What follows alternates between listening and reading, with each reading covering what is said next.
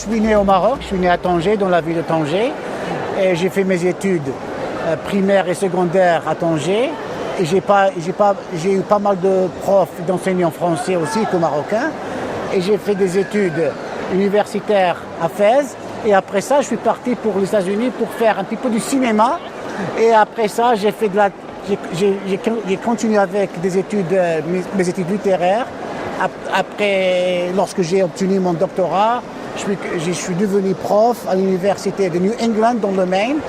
Et maintenant, je suis directeur d'un centre des études globales et aussi ce qu'on appelle aux États-Unis un provost, associate provost for global initiative, c'est-à-dire j'ai le dossier de tout ce qu'il y a d'initiatives globales à l'université.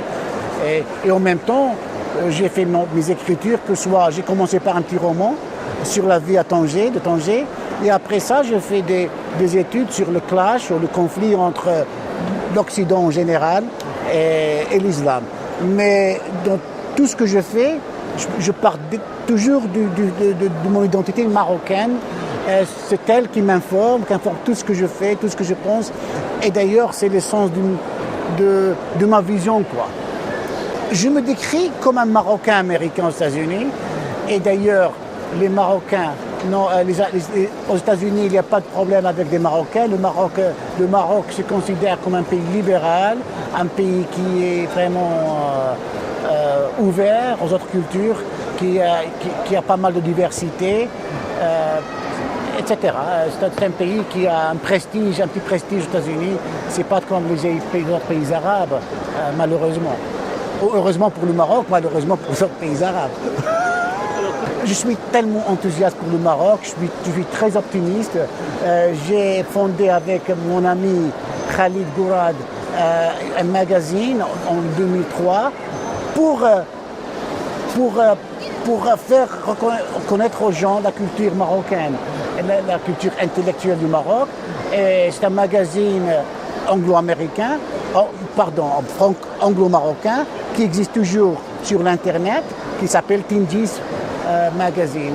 Et vous pouvez le trouver à tindismagazine.com. Donc parmi les choses que je fais, c'est de faire des démarches qui montrent l'aspect positif de la culture marocaine et la culture marocaine qui représente la culture arabo-musulmane en général. Parce que le Maroc, c'est un pays que je crois qui a une histoire tellement riche, qui a une culture tellement diverse, et je crois qu'il doit être bien connu sur la scène internationale.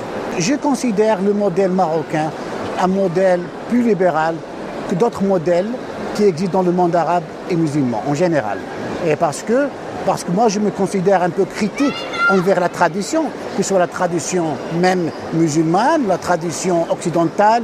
Je vois d'un aspect critique tout ce qui est traditionnel. Et je me considère privilégié en tant que Marocain que ça me permet à moi de le faire et sans aucun problème ni au Maroc ni aux États-Unis. Tandis que lorsque je partage mes idées avec mes collègues qui soient pakistanais ou des collègues libanais ou des collègues égyptiens, ils se disent « Anwar, mais vous avez beaucoup de courage ». Mais je dis non, c'est normal au Maroc. Au Maroc, on a une certaine tradition intellectuelle qui nous permet de penser comme ça. On a des philosophes, on a des gens de littérature d'un standing international. J'ai jamais connu ces contraintes, même au Maroc. Au Maroc, chaque société a ses limites, mais je me sens pas mal à l'aise faisant ce que je fais intellectuellement aux États-Unis ou au Maroc. Que les Marocains à travers le monde se souviennent que parmi les grands penseurs de la tradition musulmane étaient du Maghreb, que ce soit de l'Andalousie ou du Maroc. Et c'est eux qui ont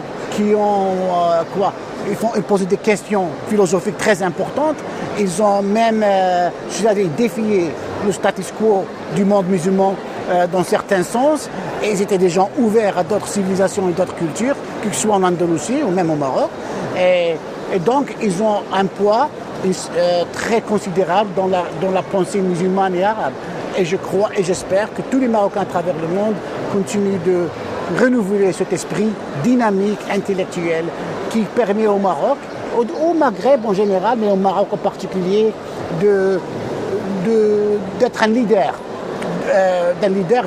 que ce soit dans le monde arabo-musulman ou dans le monde entier, même dans le monde entier, parce qu'on a besoin des gens qui parlent 3 ou 4 langues, qui peuvent penser d'une manière, qui ont le sens de diversité, c'est-à-dire enracinés en eux-mêmes. Et donc, les Marocains sont un atout pour leur pays, pour leur culture en général, et même pour tout le monde entier.